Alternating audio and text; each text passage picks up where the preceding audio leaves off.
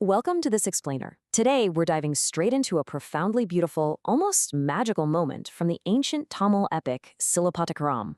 We're going to look really closely at a passage where romantic flattery perfectly intersects with divine theology. It's an absolute masterclass in poetic genius by the author, Ilango Adigal. We're going to see how a husband's adoration for his new bride transcends your basic, everyday physical description and, quite literally, reaches up to touch the cosmos itself. Here is our roadmap for decoding this ancient masterpiece together. We'll start with the epic of Silappatikaram itself, look at the moon and the sugarcane bow, and then the thunderbolt and the divine spear. After that, we'll explore Sangam-era aesthetic ideals, the embodiment of ideal womanhood, and finally, wrap up with its legacy of poetic beauty. Section 1. The Epic of Silappatikaram, an ancient masterpiece.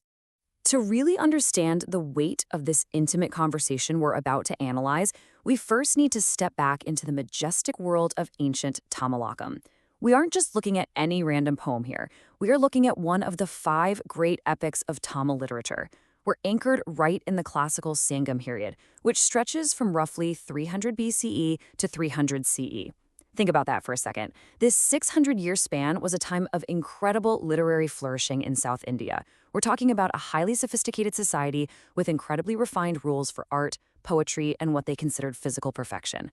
So let's set the scene. The context here is just this quiet, tender, newlywed moment between our 2 main characters, Kovalan and Kannagi. But as you'll see, Kovalan's words to Kannagi are much, much more than simple romantic praise. He's setting a bar here that modern husbands, find literally impossible to clear. He looks at his bride and imagines that her physical features were quite literally forged by the gods, using their absolute most sacred and powerful objects. Section 2. Moon and the Sugarcane Bow, Celestial Beauty. Okay, let's dive right into the core of the poetry. Let the Great One give the moon to become your beautiful forehead. Notice how Kovalan envisions Shiva, who is revered here as the Great One, gifting his own sacred crescent moon. In Hindu theology, Shiva wears the crescent moon right in his matted locks. Kovalan is suggesting that Shiva took this celestial object, a literal source of light praised by the gods themselves, and brought it down to earth just to form the glowing curve of Kannagi's forehead. Right out of the gate, he's establishing her radiance as fundamentally otherworldly. Now, before we look at the next verse, we really need to understand a deity named Kama. Kama is the Hindu god of human love and desire. And paradoxically, he's famously described as formless, yet he wields a very specific, highly physical weapon. It's a powerful bow made entirely of sweet sugarcane. And get this, it's strung with a buzzing line of honeybees. It's an amazing image, and it sets up a brilliant visual metaphor for the next line. Let the formless god give his sugarcane bow as your dark eyebrows. This perfectly illustrates the poetic genius we're dealing with. Kama's mighty sugarcane bow is magically transformed into the elegant, perfect arch of Kannagi's dark eyebrows. Think about the rich symbolism at play here. Eyebrows, much like a drawn bow, hold the power to essentially strike the heart of the beholder with love. It's a weapon of attraction, but it's rooted entirely in sweetness, nature, and pure grace. Section 3.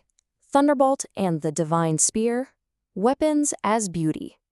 We now shift gears from symbols of light and love to the ultimate weapons of war. Let the King of Gods give his protective weapon for your slender waist. Here, Indra, the King of the Gods, is invoked. He's said to provide his impenetrable protective weapon, the thunderbolt, to form Kannagi's impossibly slender waist. Now, a thunderbolt is a brilliant flash of energy, right? It's thin, almost imperceptible in the sky, yet it holds immense foundational strength. So her waist is being described as so delicate it might just break, yet it's fortified by this symbol of ultimate divine protection. To grasp the final and, honestly, most striking metaphor of this passage, we have to recognize Murugan. He is the highly revered, six-faced Tamil god of war and victory. His absolute defining attribute is the vel, which is a brilliant, leaf-shaped spear. But you have to understand, this isn't just a physical weapon. The vel represents absolute sharpness, spiritual depth, and the piercing clarity of ultimate knowledge. Did the six-faced god split his flaming spear to create your striking eyes? The poetry really reaches a climax here. Kovalan is gazing into his bride's face and wondering if Murugan literally split his singular, flaming spear in half just to forge Kannagi's 2 striking eyes. The text describes them as rain-like and red-cornered, which suggests eyes that are cool and compassionate, but at the same time, fiercely piercing and victorious, exactly like a divine blade. Section 4. Sangam-era aesthetic ideals, cultural shorthand. Now, you might be wondering, why on earth use violent weapons of war, like thunderbolts and spears, to describe a woman's delicate beauty? It's a great question. To answer that, we have to carefully distinguish between this breathtaking literary symbolism and historical fact.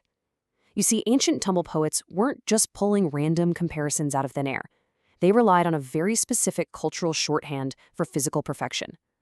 Beauty in the Sangam era was heavily formalized. Using powerful, sometimes dangerous, natural and divine elements was just the standard, accepted way to elevate human features to a truly epic scale.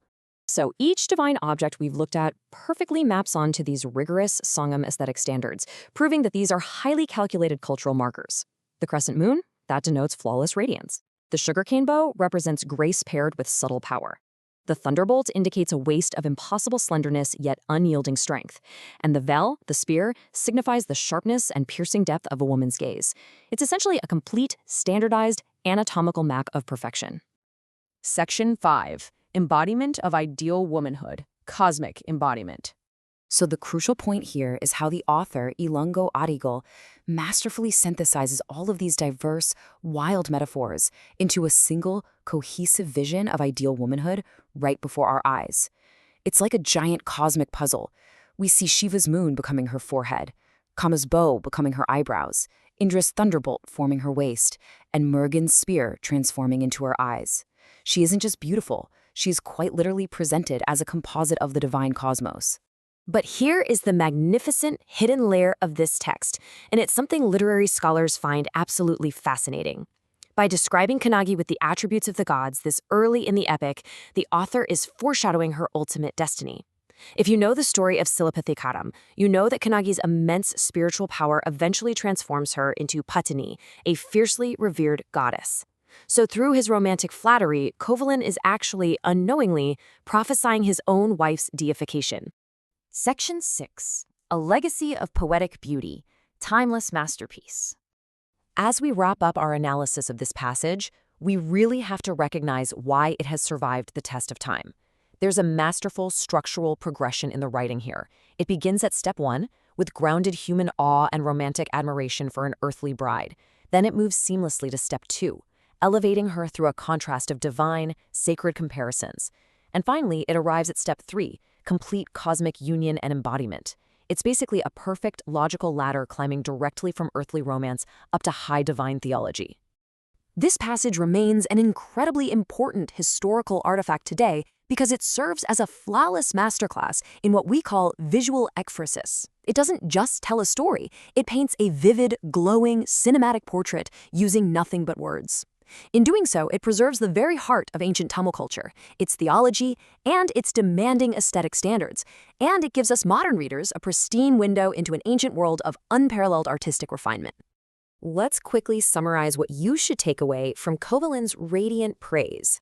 We saw how this ancient text seamlessly blends intimate romance with high theology. We learned how 4 distinct celestial artifacts were used to literally forge human features, reflecting the strict aesthetic ideals of the Sangam era. And lastly, we uncovered how this brilliant imagery serves as an amazing piece of foreshadowing for Kannagi's eventual deification. I'm going to leave you with this provocative thought, straight from the heart of the epic. If true perfection demands assembling pieces of the cosmos, the moon, a thunderbolt, a flaming spear, at what point does human beauty cross the threshold and the divine begin? Perhaps when we look closely at the ones we love, we're all just catching fleeting glimpses of the divine. Thanks for joining me on this explainer.